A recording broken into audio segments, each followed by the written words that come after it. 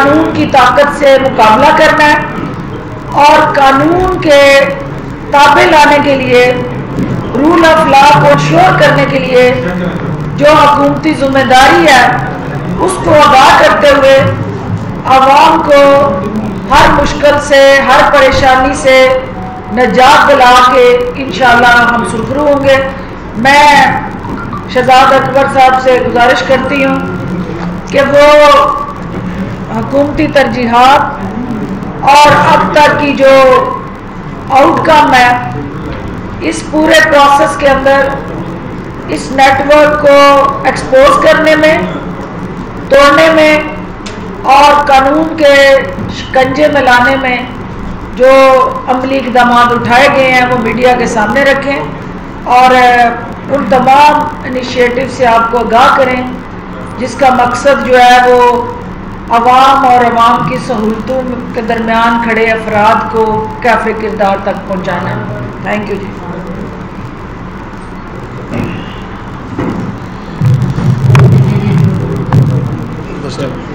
السلام علیکم جی۔ پہلے تو معذرت، بڑی تنگ جگہ میں آپ لوگوں کو گھیرا ہوا ہے کورونا کی وجہ سے، تو میں کوشش کروں گا کہ بہت مختصراً 2-4 چیزوں پہ آپ کو اپڈیٹ کر دوں۔ سب سے پہلے تو دیکھیے اس وقت جو بیسک کموڈٹیز میں جو سب سے اس وقت ایشو اس وقت ریلیونٹ ہے وہ چینی کا ہے، شوگر کا ہے۔ اس کے اوپر جو اقدامات اٹھائے گئے ہیں اس سے متعلقہ چیزوں کو عوام تک پہنچانا بڑا ضروری ہے تاکہ بہتر چیزیں سمجھ آ جائیں کہ اس وقت چیزیں کس طرف جا رہی ہیں۔ پہلے تو ہے جی چینی کی قیمت فکس کرنے کا۔ اس چیز کو سمجھنا بڑا ضروری ہے کہ یہ چینی کی قیمت جو فکس کی گئی ہے یہ کیا ہے، کس قانون کے تحت ہے، کس کی ذمہ داری تھی، کیونکہ اس وقت یہ ایک سبجیکٹ میٹر بھی بنا ہوا ہے۔ لاہور ہائی کورٹ میں بھی اس وقت یہ معاملہ چل رہا ہے جس وقت ہم بات بھی کر رہے ہیں۔ 60 سے آپ دیکھ رہے ہیں، ایوب خان کے دور سے یاد کریں، چینی اس ملک کا ایک مسئلہ ہے کہ چینی کی قیمت بڑھ گئی ہے، چینی کم ہو گئی ہے۔ 70، 80، 90 ریسنٹ ٹائمز میں آپ اٹھا کے دیکھ لیں، یکدم چینی کی قیمت بڑھ جاتی ہے۔ لیکن جو پچھلی 4-5 دہائیوں میں نہیں ہوا وہ یہ کام کبھی نہیں ہوا کہ چینی کی قیمت کا تعین نہیں کیا گیا کہ چینی کی پیداواری لاگت کتنی ہے، اس پہ منافع کتنا ہونا چاہیے اور آخر میں جو ایک کنزیومر ہے اس کو کتنے پیسوں پہ وہ چینی ملنی چاہیے۔ اب اس کے پیچھے قوانین میں اگر آپ جائیں تو پہلا قانون اس کی قیمت فکس کرنے سے متعلقہ جو اختیار دیتا ہے وہ 1958 کا بنا ہوا ہے جس کا نام ہے Punjab food stuff control act 1958۔ دوسرا قانون 1977 کا ہے، 1977 کا ہے، price control and prevention of profiteering and hoarding act 1977۔ اس کے بعد پچھلی ایک دہائی میں آدھا درجن کے قریب رپورٹڈ ججمنٹس موجود ہیں سپریم کورٹ آف پاکستان کی جہاں پہ حکومتوں کو یہ کہا گیا کہ یہ آپ کی ذمہ داری ہے بیسک کموڈٹیز کی قیمتوں کا تعین کرنا اور ان کی عوام تک ترسیل کو شور کرنا کہ وہ ان کو مل سکے تاکہ کوئی ہولڈنگ نہ کر سکے، رک نہ سکے، پروفیٹیرنگ نہ کر سکے، اور اس کی وہ قیمت جو اس کی ایک لاگت آتی ہے ایک جائز منافع کے ساتھ عوام کو پہنچانا۔ اور اس کی میں ایک مثال آپ کو دیتا ہوں، 2014 کی ایس سی رپورٹڈ ججمنٹ ہے سپریم کورٹ کی 2014 SCMR 329، یہ اس کا حوالہ ہے۔ افتخار چودھری صاحب کی سربراہی میں بینچ تھا، اس نے انہی 2 قوانین کا حوالہ دے کے حکومت کو کہا کہ یہ آپ کی ذمہ داری ہے کہ آٹا چینی یہ عوام کو پہنچائی جائے اور اس کی قیمت وہ ہو جس کا آپ مقرر کریں، کیونکہ جو منافع خور ہے ایسا معاشرہ ہمارا جہاں پہ اسپیشلی رمضان کے اس بابرکت مہینے میں جہاں پہ یہ چیزیں سستے داموں لوگوں کو ملنی چاہیے، ان کی قیمتیں بڑھ جاتی ہیں۔ ہم اپنے آپ کو مسلمان کہتے ہیں اور بڑا افسوس کا مقام ہے کہ اگر آپ اس کا موازنہ کریں مغربی ممالک سے جہاں پہ اگر کرسمس کا سیزن آتا ہے تو ایسٹر کا سیزن آتا ہے تو چیزیں سستی ہو جاتی ہیں، اور ہم دعویٰ کرتے ہیں کہ ہم بڑے اچھے ہیں، اور ہمارے ہاں جب رمضان کا مہینہ آتا ہے بجائے اس کے کہ چیزیں کم ہوں وہ قیمتیں دگنی ہو جاتی ہیں۔ اور میں سمجھتا ہوں اس میں حکومت کا بھی اس میں ہاتھ اس لیے ہوتا ہے کہ یہ چیزیں ہم نے کیوں فکس نہیں کی۔ تو تو یہ پہلی دفعہ پاکستان کی ہسٹری میں ہوا ہے کہ ایکس مل پرائس مقرر کی گئی ہے. اب یہ مدعا میں آپ کے سامنے اس لیے رکھ رہا ہوں کہ اس وقت بھی کچھ مل مالکان لاہور ہائی کورٹ میں گئے اور انہوں نے اپنی یہ بات کی کہ جو حکومت نے 80 روپے ایکس مل پرائس اور 85 روپے ریٹیل پرائس مقرر کی ہے اس پہ ان کو کوئی تحفظات ہیں.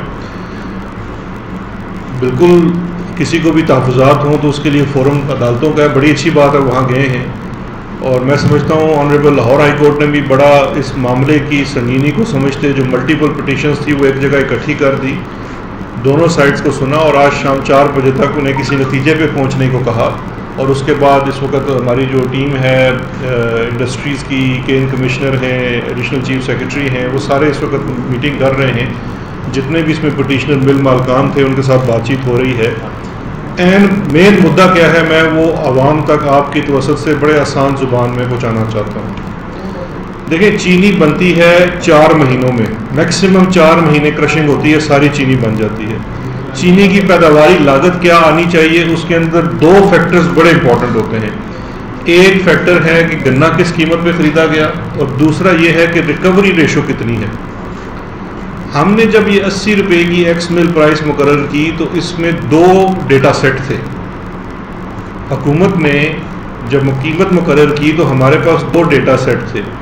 ایک وہ ڈیٹا جو کین کمشنر یا انڈسٹریز ڈپارٹمنٹ اکٹھا کرتا ہے, وہ دیکھتا ہے کہ ریکوری ریشو کیا بنتی ہے اور گنا کس قیمت پہ خریدا ملوں نے, وہ ڈیٹا سارا دیتا ہے ڈپارٹمنٹ کو. پھر اس کا فیڈرل میں شوگر ایڈوائزری بورڈ بھی ہے جو انڈسٹریز کے نیچے ہے, وہاں پہ بھی یہ ڈیٹا جاتا ہے, تمام صوبوں سے آتا ہے. دوسرا ڈیٹا وہ ہے جو شوگر مل ایسوسی ایشن ہمیں دیتی ہے, شوگر ملوں والے خود دیتے ہیں. یہ جو 2 میں نے آپ کو فیکٹرز بتائے ہیں اس کے اندر ہمارے پاس 2 ڈیٹا سیٹس آ گئے. ایک وہ ڈیٹا سیٹ ہے جو سرکار نے اکٹھا کیا جس کے مطابق گنے کی قیمت میکسیمم جو ادا کی گئی جس کا ایگریگیٹ نکلتا ہے وہ 259 روپیز پر من کے حساب سے تھا, جس کا ریکارڈ موجود ہے کیونکہ جب آپ گنے کی قیمت بینک سے ادا کرتے ہیں اس کا پورا ریکارڈ ہوتا ہے. وہ تھی 259 روپے. اور انہی کے مطابق سرکار کے ڈیٹا کے مطابق جو ریکوری ریشو ہے وہ 10 ایک ٹوٹل جو ایگریگیٹ نکلا تمام ملوں کا وہ 10.4% ہے. جو شوگر ملز کی طرف سے ہمیں ایسوسی ایشن کی طرف سے ڈیٹا دیا گیا اس میں جو گنے کی میکسیمم انہوں نے پرائز دی 265 روپے کی, ہماری آئی 259 کی, ان کی 265. انہوں نے کہا جی ہم نے, تاکہ اس کا کوئی ڈاکومنٹری ثبوت نہیں ہے لیکن انہوں نے اپنا ڈیٹا دیا ہمیں کہ جی ہم نے 265 ہمارا نکلتا ہے. دوسرا ریکوری ریشو انہوں نے کہا کہ 9.2 یا 9.3% آتی ہے گنے سے, 10.3 یا 4 نہیں آتی. ہم چونکہ اس چیز کے اندر ایک سیٹ کرنا چاہتے تھے ایکس مل پرائس, تو ہم نے بجائے حکومت کا ڈیٹا لینے کے ہم نے شوگر ملز والوں کے ڈیٹے کے اوپر قیمت مقرر کر دی. اگر ہم حکومتی ڈیٹا پہ قیمت مقرر کرتے تو یہ 5-6 روپے نیچے آتی, کیونکہ یہ پہلی دفعہ کیا جا رہا ہے اور ہم چاہتے ہیں کہ اچھا کاروبار کرنے والے, جائز کاروبار کرنے والے, اس کو بھی تحفظ ملے, وہ روزگار مہیا کرتا ہے, وہ ایک سروس بھی کر رہا ہے. تو ہم نے کیونکہ اس وقت چینی تو قیمت زیادہ ہے مارکیٹ میں, تو ہم نے وہ والا ڈیٹا جو شوگر مل ایسوسی ایشن کا تھا, یعنی کہ ریکوری ریشو جو تھی 9.3% اور گنے کی قیمت 265 روپے, وہ کاؤنٹ کر کے چینی کی قیمت مقرر کی اور اس کو ایک راؤنڈ فگر کر کے 80 روپے ایکس مل کر دی. تو اس لیے یہ تحفظات کہ شوگر ملز کو سنا نہیں گیا یا ان کا ڈیٹا نہیں لیا گیا, یہ غلط ہے, کیونکہ یہ انہی کے مقرر ان کے دیے ہوئے ڈیٹا کے مطابق ایکس مل پرائس مقرر کی گئی ہے اور اس میں ان کا 15% سے زائد منافع کا ریشو بھی رکھا گیا ہے. تو یہ جو چارٹ بنا ہوا ہے وہ آج عدالت میں بھی پیش کر دیا ہے. آج ہم ان کے ساتھ دوبارہ بیٹھ رہے ہیں. اگر ان کے پاس کوئی مزید ڈیٹا ہے اور وہ بتا سکتے ہیں کہ ہماری لاگت, دیکھیں وہ یہ چیلنج نہیں کر سکتے کہ ہم شوگر کی قیمت مقرر نہیں کر سکتے, یہ تو قانون میں بھی لکھا ہوا ہے, ججمنٹس بھی موجود ہیں اور یہ ہونی بھی چاہیے, کیونکہ یہ ہو نہیں سکتا کہ ایک چیز جو پروڈکٹ 2 دنوں میں بنتی ہے, 2 مہینوں میں بنتی ہے, 4 مہینوں میں بنتی ہے, اس کی قیمت فلکچویٹ کرے. ایک تو اس حد تک یہ بڑا کلیئر ہے اور میں بڑا ہوپ فل ہوں کہ انشاءاللہ جو آج شام کا آؤٹ کم آئے گا وہ بڑا بہتر ہوگا, سب کے لیے بہتر ہوگا, مل والوں کے لیے بھی بہتر ہوگا. ان کو بھی دیکھیے یہ سب کے حق میں ہے کہ ایکس مل پرائس مقرر ہو جائے. آپ کی ایکس مل پرائز مقرر ہوگی، کل آپ کو ایف بی آر بھی تنگ نہیں کرے گا، نہ آپ کو ایف آئی اے تنگ کرے گی، نہ اینٹی کرپشن تنگ کرے گا، نہ آپ کو ایس سی پی، نہ سی سی پی، کوئی آپ کو تنگ نہیں کرے گا. ایک سٹینڈرڈ ہے، سیٹ کردہ ریٹ ہے، اس کے اوپر آپ چیز بیچ رہے ہیں، وہی چیز آگے جا رہی ہے. ونس فار آل سب کے لیے آسانی ہو جائے گی. عوام کو بھی پتہ ہے کہ جی یہ قیمت ہے، اس قیمت پہ مجھے چیز ملنی ہے. تو یہ ایکس مل پرائز آلریڈی حکومت مقرر کر چکی ہے، کوئی اس کے اوپر اسٹے آرڈر نہیں ہے. ابھی تک مارکیٹ میں جو چینی موجود تھی وہ پچھلے ریٹ پہ سپلائی کی تھی. اس کے اوپر اس کے اوپر عمل شروع ہوگا تو انشاءاللہ ریٹ اسی کے اوپر ملے گی. اور ہم کورٹ میں بھی پوری طرح سے عدالت کی بھی اسسٹنس کر رہے ہیں. وفاقی بھی اس میں ڈپارٹمنٹ جو تھے وہ پارٹی تھی، وہ بھی انڈسٹریز کے لوگ آئے ہوئے ہیں، پروونشل بھی ہیں. تو انشاءاللہ یہ شام تک جو بھی آؤٹ کم نکلے گا. لیکن یہ سمجھنا بڑا ضروری تھا کہ اس پرائز فکسیشن کے پیچھے اصل ہمارا مدعا کیا ہے. ایک تو یہ چیز میں نے کلیئر کرنی تھی. دوسری بڑی امپورٹنٹ ہے اور اس کو بھی لے کے آج کافی چہمگوئیاں بھی ہو رہی ہیں، تو بڑا ضروری ہے کہ اس کے اوپر بھی کلیئرٹی آ جائے. وہ ہے جہانگیر خان ترین صاحب کا معاملہ، جے ڈی ڈبلیو کا معاملہ. کیونکہ آپ لوگوں نے سوال بھی سارے وہی کرنے سے، تو میں پریمپٹیو اسٹرائک کرتے ہوئے میں آپ کو پریمپٹیو اسٹرائک میں سارا اس کا جواب دے دیتا ہوں. اس کے بعد بھی مجھے پتہ ہے آپ کے سوال ہوں گے، تو انشاءاللہ ہم یہاں موجود ہیں. دیکھیں جی، سب سے مشکل جو چیز ہوتی ہے اپنے کسی سے کوئی سوال کرنا. اپنے گھر کے اندر بھی کبھی آپ کو اپنے بھائی سے یا بہن سے سوال کرنا پڑ جائے تو یہ بڑا مشکل کام ہوتا ہے. لیکن دیکھیں، سوال کرنا بہت ضروری ہے، پوچھ گچھ کرنا بڑا ضروری ہے. کیونکہ اگر آپ کا نعرہ احتساب کا ہے، آپ کا نعرہ رول آف لاء کا ہے، آپ کا نعرہ ڈیو پروسیس کا ہے، تو پھر یہ نہیں ہو سکتا، یہ نہیں ہو سکتا کہ آپ دوسروں کا احتساب کریں اور اپنوں کا نہ کریں. اور اس کا ایک پورا بیک گراؤنڈ ہے، وہ میں آپ کے سامنے رکھتا ہوں. اور یہ ہرگز نہیں ہے کہ کسی ایک گروہ کو، ایک مل کو یا ایک شخص کو سنگل آؤٹ کیا جا رہا ہے. باقی آپ مجھ سے بہتر سمجھتے ہیں کہ خبر کیا بنتی ہے، تو اس کے مطابق چونکہ خبر بنائی جاتی ہے تو وہ زیادہ نظر آتا ہے. اس لیے میں چونکہ کانٹیکسٹ میں پھر رکھ دیتا ہوں جس سے واضح ہو جائے کہ کوئی کسی کو ٹارگٹ نہیں کیا جا رہا، اکراس دا بورڈ اکاؤنٹیبلٹی کی جا رہی ہے. دیکھیے، اس میں سب سے پہلے جو کلیریفیکیشن کی ضرورت ہے کہ شوگر کمیشن کی جو رپورٹ آئی مئی 2020 میں، اس شوگر کمیشن کی رپورٹ کے مطابق جو اس میں سے چیزیں سامنے آئی، ان کو سامنے رکھ کے وفاقی کابینہ نے 3 طرح کے اقدام اٹھانے کے لیے انسٹرکشنز جاری کی. ایک پینل نوعیت کے تھے کہ جہاں پہ لگا کہ کوئی کرمنل افینس ہوا ہے تو وہ چیزیں نیب اور ایف آئی اے کو بھیجی گئی، وہ اس کے اوپر قدم اٹھائے. اینٹی کرپشن کو بھیجی گئی پنجاب اور سندھ کو کہ وہ اس کے اوپر تفتیش کرے اور قدم اٹھائے. اور اس پروسیس کا آغاز کر دیا گیا. کچھ چیزیں تھیں جو ایڈمنسٹریٹو نوعیت کی تھی، وہ بھی صوبوں کو بھیجی گئی، جس میں مثال کے طور پہ یہ بھی نئی ساری اسٹرکچر بنا ہے جس میں فکسیشن آف پرائس بھی ہے. اور ایک چیز تھی لیجسلیٹو ریفارمز، جس میں بھی پنجاب سے کچھ لاز بنے ہیں، کچھ فیڈرل سے بن رہے ہیں، کچھ نئے رولز آئے ہیں. ایف بی آر میں بڑی اسٹرکچر ریفارمز ہوئی ہیں. ٹریک اینڈ ٹریک سسٹم لگایا جا رہا ہے، پہلے کیمرے لگانے کی کوشش کی گئی ہے. یہ تمام چیزیں ہوئی ہیں. جب یہ معاملہ آ گیا، یہ سب سے پہلے بہت سارے ملوں کی طرف سے، جس میں جے ڈی ڈبلیو بھی شامل تھی اور سر فہرست تھی، العربیہ والے تھے، باقی ملوں والے تھے، پی ایس ایم اے تھی، انہوں نے سب سے پہلے حکومت کے اس ایکشن میٹرکس کو چیلنج کیا مختلف کورٹس کے اندر. اسلام آباد ہائی کورٹ میں چیلنج کیا، لاہور ہائی کورٹ میں چیلنج کیا، سندھ ہائی کورٹ میں چیلنج کیا، اور پھر سپریم کورٹ تک یہ معاملہ گیا. وہاں سے یہ 3-4 ماہ تک اس میں معاملہ پھنسا رہا. لیکن لٹیگیشن ہوئی، حکومت نے بھی اپنا موقف دیا، ان تمام لوگوں نے اپنا موقف دیا، اور ایونچولی جو رزلٹ آیا وہ یہ تھا کہ جو بھی چیزیں سامنے آئی ہیں وہ ایک انکوائری کمیشن جو رائٹ فلی کانسٹیٹیوٹ ہوا تھا اس کا حصہ ہیں، اور اس کے قابل نتیجے میں جو قدم اٹھائے جا رہے ہیں وہ بھی قانون کے مطابق ٹھیک ہیں. اور کسی کے جو بھی تحفظات ہوں گے وہ کیس ٹو کیس بیس اس کو دیکھا جا سکتا ہے. اس کے بعد نومبر میں ان تمام چیزوں کا آغاز ہو گیا. ایف بی آر نے اپنی کارروائی کا آغاز کر دیا، ایس سی پی سی سی پی نے اپنی کارروائی کا آغاز کیا، ایف آئی اے نے اپنی کارروائی کا آغاز کیا. ایف آئی اے کو جو کیسز بھیجے گئے تھے اس میں امیڈیٹلی کچھ کیسز رجسٹر ہوئے، کچھ انکوائریز رجسٹر ہوئی. ایف آئی اے میں پہلے انکوائری رجسٹر ہوتی ہے اور بعد میں پھر ایف آئی آر کٹتی ہے. اور اس میں یہ نہیں ہے کہ صرف جے ڈی ڈبلیو کا معاملہ بھیجا گیا تھا. جے ڈی ڈبلیو کا معاملہ جو تھا وہ منی لانڈرنگ کا کچھ 7-8 ارب روپے کے قریب بنتا ہے, جبکہ شریف گروپ کا جو تھا 25 ارب روپے کا منی لانڈرنگ کا کیس رجسٹر ہوا.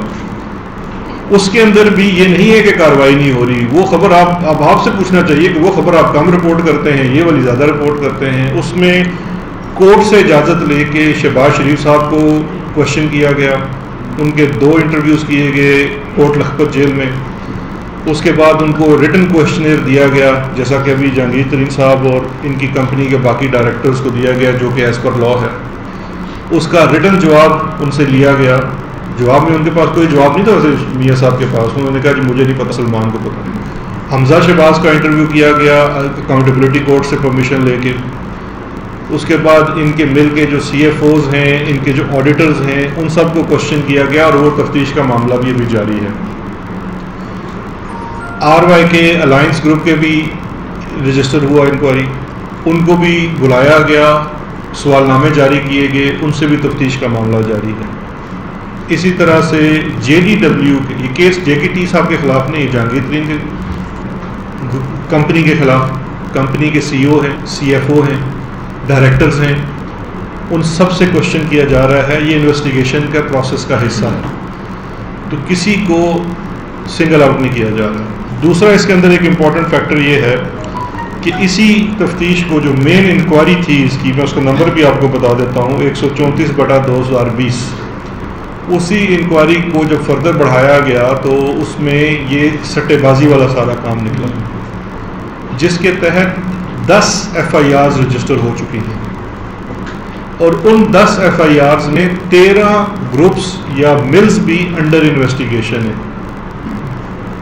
اور ان 13 ملز کے بھی چیف ایگزیکٹوز کو, ڈائریکٹرز کو سمنز بھی جاری ہوئے ہیں.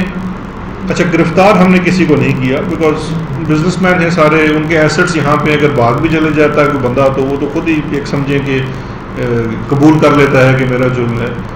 تو چونکہ سب کے ساتھ یکساں سلوک ہو رہا ہے, کسی کے ساتھ یہ نہیں ہے. جو شہباز شریف یا حمزہ وغیرہ ہیں وہ بھی اس کیس میں ارسٹڈ نہیں ہیں, ان کے تو نیب کے کیسز چل رہے ہیں. ہم نے اس کیس کے اندر ان کو بھی کوشچن کیا ہے, ان کے اوپر کوشچنر سرو کیا ہے, ان کی مالی تفصیلات لی ہیں, بینکوں سے ریکارڈ مانگا ہے, جہاں پہ سسپیشیس اکاؤنٹس آئے ہیں ان کو فریز کیا گیا ہے.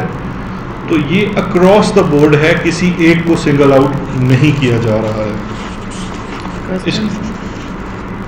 صرف میں 2 چیزیں ایک آخری چیز میں تھوڑا سا کلیئر کر دوں کہ جی یہ بھی کہا گیا ہے کہ ہم نے کوئی صرف جب شوگر کمیشن کی بھی بات ہوئی تھی کہ 9 ملوں کو کیوں انتخاب کیا, 80 ملیں ہیں, یہ بار بار سوال کرائی جاتی ہے.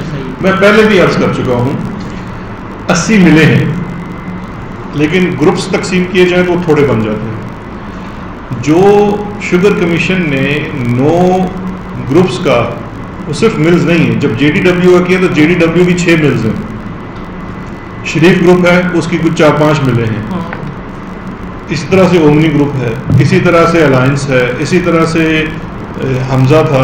یہ گروپس ہیں, کسی گروپ کی زیادہ ملیں بھی ہیں. تو جن کا انتخاب کیا گیا تھا وہ جو 9 ہیں وہ تقریباً 50% بنتے ہیں شوگر پروڈکشن کا. تو آپ نے ریپرزنٹیٹیو سیمپل لینا ہے نا. اگر یہ ہم 80 ملوں کا آڈٹ شروع کر دیتے پہلے فیز کے اندر تو پھر 80 سال تو لگ جانے تھے اس کے اندر. تو بڑا سمپل سا تھا کہ آپ نے پہلے تو ریپرزنٹیٹیو سیمپل لیا کہ اس میں سے دیکھیں تو صحیح کہ معاملہ کیا ہے. اور جے ڈی ڈبلیو جو ہے وہ شوگر پروڈکشن کا 20% ہے پاکستان کا. یہ چھوٹا گروپ نہیں ہے, واحد گروپ ہے جو 20% پروڈکشن ہے. شوگر بڑی اچھی بات ہے, بری بات نہیں, لیکن 20% ہے. اگر ہم جے ڈی ڈبلیو کا آڈٹ نہ کرتے شوگر کمیشن کے اندر تو آپ لوگوں نے سب سے پہلے سوال اٹھانا تھا کہ جی آپ نے, چونکہ وہ آپ کی پارٹی سے ہیں تو آپ نے 20% کو چھوڑ کے آپ 80% کا احتساب کر رہے ہیں, تو وہ بھی ایک نامناسب بات ہوتی.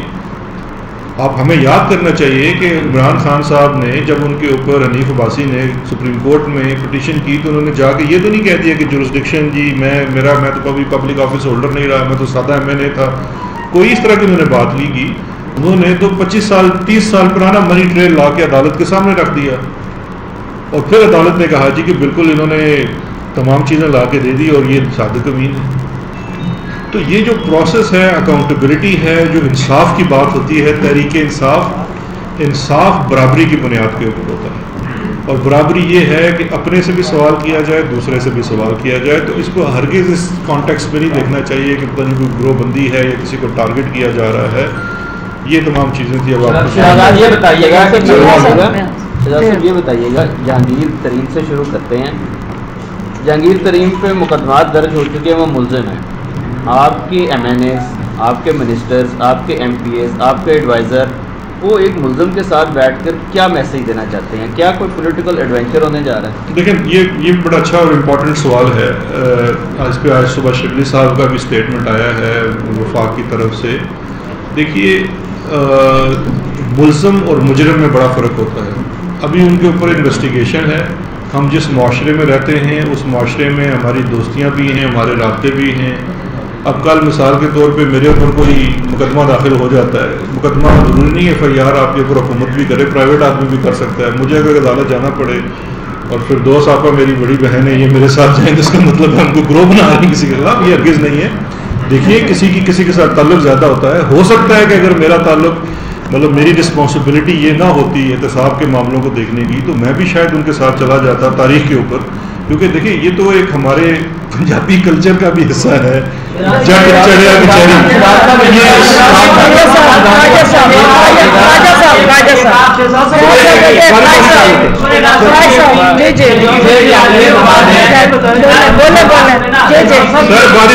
پہلے یہ کر لیں پھر یہ کر لیں پھر آپ کر لیں اونچا بولنے ڈکٹیٹ نہیں ہو سکتا نا بیٹے. وہ پہلے ان کے کو سوال آئے وہ ان کا لے لیں پھر اس کے بعد آپ کے پاس. اچھا آپ کر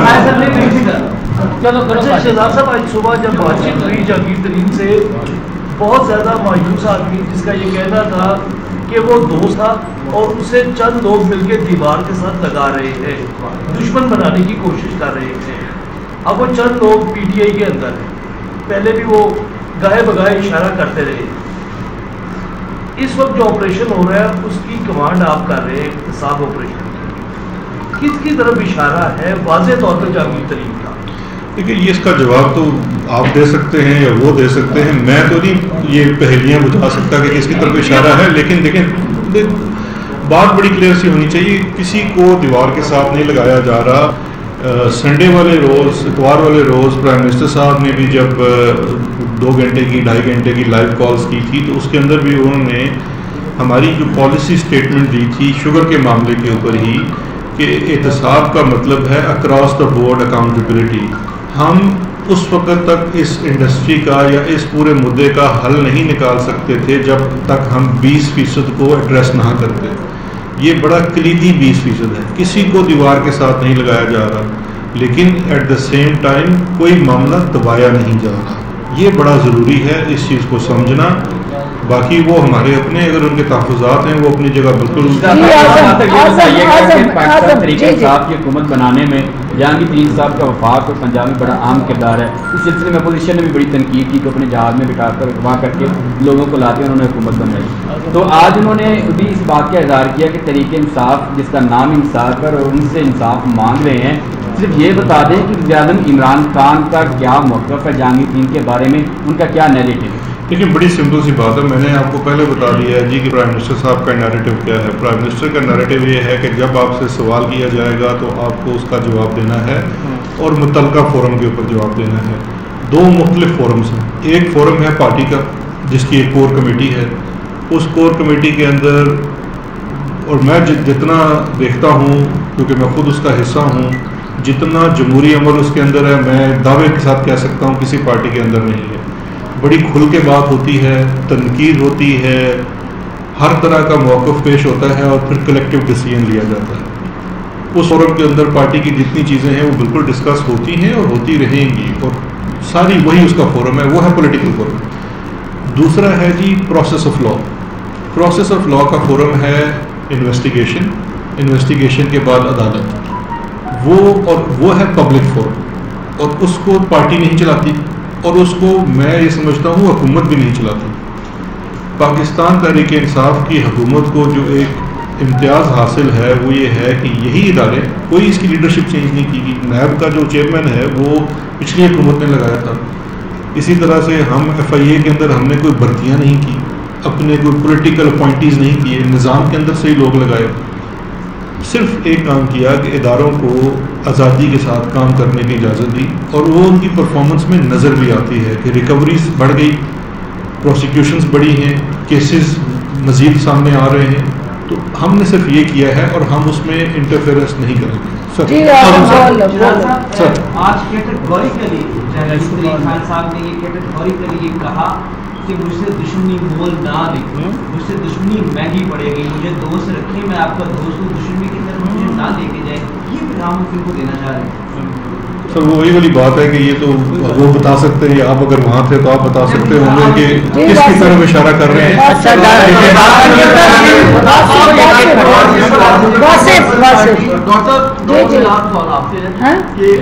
سوال یہ ہے کہ کل شیلا رضا نے یہ ٹویٹ کیا کہ جہانگیر ترین صاحب زرداری صاحب سے رابطے میں ہیں اور وہ پیپلز پارٹی کو جوائن کر رہے ہیں. آج جب 11 M P S Punjab assembly میں جا کے ان کے ساتھ کھڑے ہو جائے تو وزیر اعلیٰ عثمان مزار کے خلاف پہلے ہی وہ جو تحریک عدم اعتماد کی تلوار ہے وہ لٹک رہی ہے. اگر جہانگیر ترین کے ساتھ جو ان کے ہم نما ہیں وہ جا کر ان سے مل جاتے ہیں, اس وقت میں آپ کی اسٹریٹجی گورنمنٹ کی کیا ہے, کس طرح سے اس کاؤنٹر کریں گے؟ پہلی بات تو یہ ہے کہ شیلا رضا کے ٹویٹ کے حوالے سے تردید آ چکی ہے اور باضابطہ طور پہ دونوں نے اس کی تردید کر دی ہے. دوسری بات یہ ہے کہ جہانگیر ترین صاحب جو ہے وہ پی ٹی آئی کا حصہ ہیں, وہ پی ٹی آئی کے اس پولیٹیکل سٹرکچر کے اندر ایک اہم ترین ان کا رول ہے, اور کسی کا قانون کے حوالے سے ان کو قانون کا طلب کرنا یا قانون کے ایشوز پہ تحفظات ہونا, وہ آئینی اور قانونی فورم عدالت کے باہر جا کے وہ اپنی جو لیگل آپشنز ہیں ان کو ایکسرسائز کر رہے ہیں. یہ نئے پاکستان کے اندر وزیر اعظم عمران خان کی سربراہی میں جو ان کی کمٹمنٹ تھی کہ نو ون از ابو دی لا, وہ کوئی بھی ہو جس کی طرف بھی انگلی اٹھے گی اس کو جواب دینا ہے. اور یہ وزیر اعظم نے اپنے قریب ترین ساتھیوں سے اس کا آغاز کر کے قوم کے سامنے یہ میسج دے دیا کہ میرا جو ٹارگٹ اور ایجنڈا ہے وہ اس پاکستان کو ہر حال میں قانون اور آئین کی تابع لانا ہے.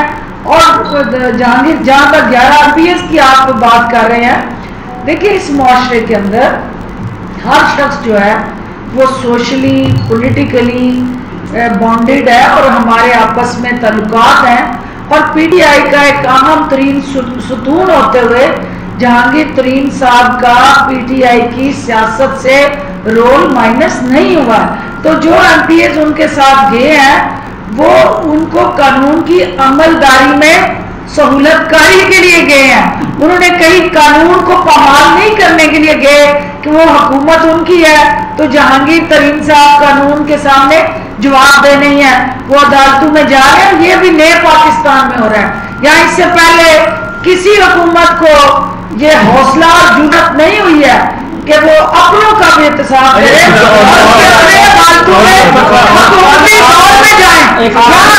جانے کے بعد عدالتوں میں جاتے تھے. یہ فیشن جو ہے یہ بھی متعارف ہم نے کروایا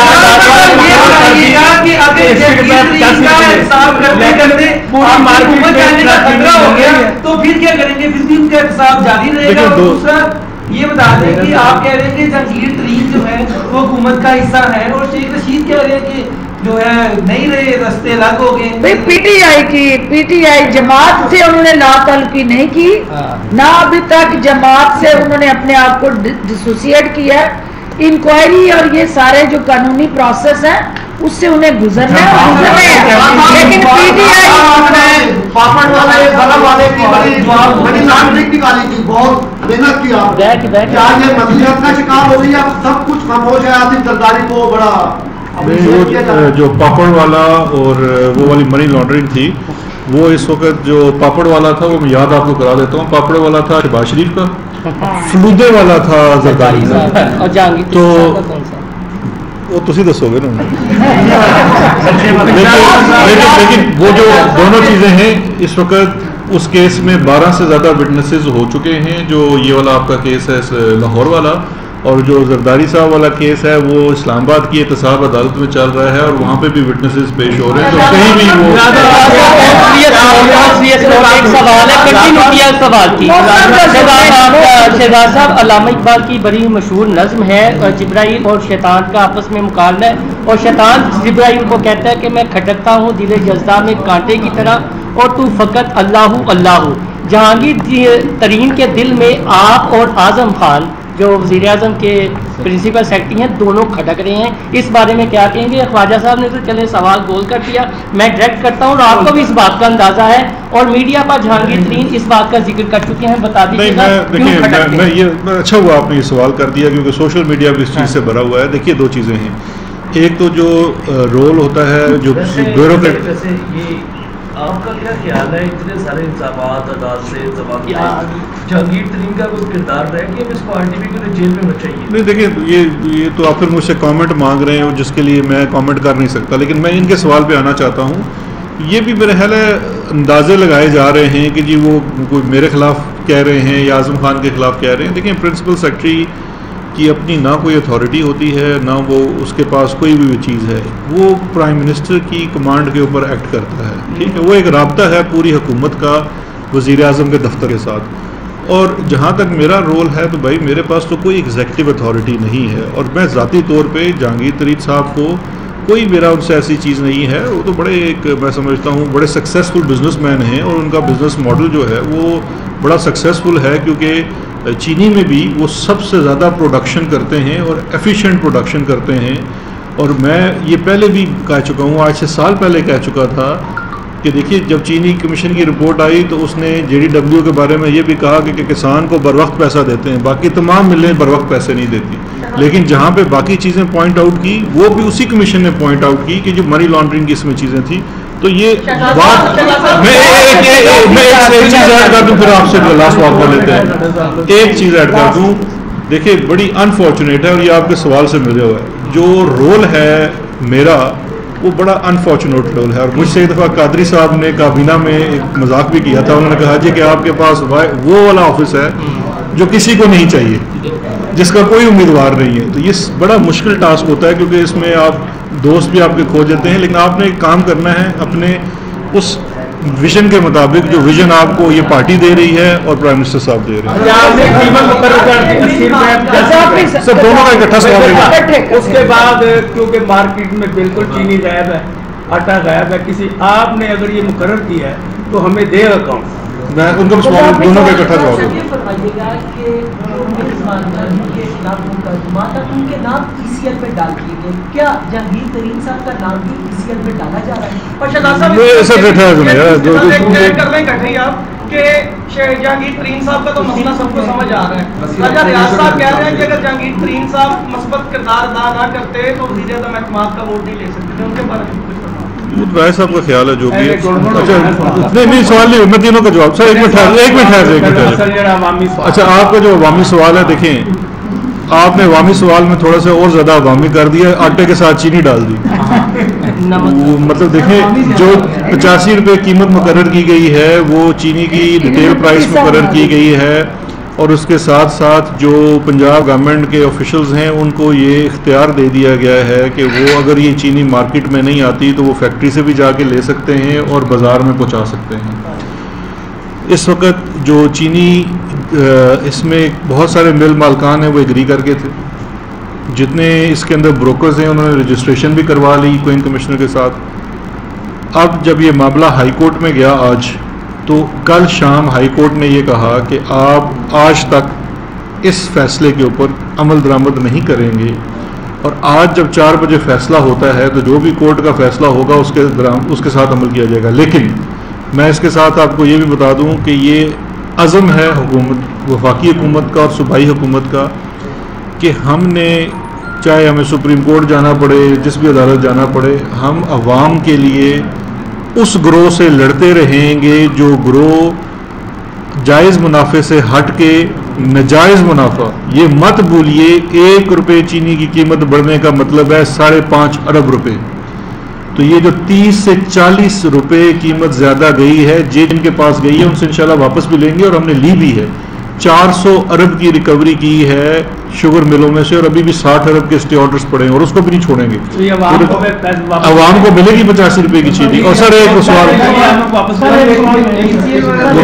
ये ECL वाला सवाल भी करना चाहिए। सर एक ECL वाले का जवाब तो देने दे। आप सारे देखें, बात ये है, आप देखिए, ये आप एक ग्रोह है ना, सारे साफी यार एक दूसरे का, वो भी आपके भाइयों का जवाब देंगे, फिर आपका जवाब दे देते हैं। जो ECL है जी, किसी चीनी के बंदे का नाम ECL पे नहीं डाला गया है, ये बिल्कुल आप अपने दुरुस्त कर ले रिकॉर्ड के लिए। मैं उस कमेटी का हिस्सा हूँ जो ECL पे नाम डालती है। कल हमारी मीटिंग हुई है, किसी का नहीं आया। ECL पे नाम डालने का प्रोसेस ये है कि लॉ इन्फोर्समेंट एजेंसी, जिसमें पुलिस आती है, FIA है, NAB है, ये रिकमेंडेशन भेजती है कि जिसका नाम डाला जाए। वफाकी हुकूमत के पास इख्तियार है, उसने एक सब कमेटी बनाई है, उसके पास आता है। हमारे पास फिल वक्त किसी मिल मालिक का नाम ECL में डालने के लिए नहीं आया है। अगर कोई इन्वेस्टिगेटिंग एजेंसी मांगेगी तो वो जो कैबिनेट की कमेटी है उसको देखेगी। अब असर आप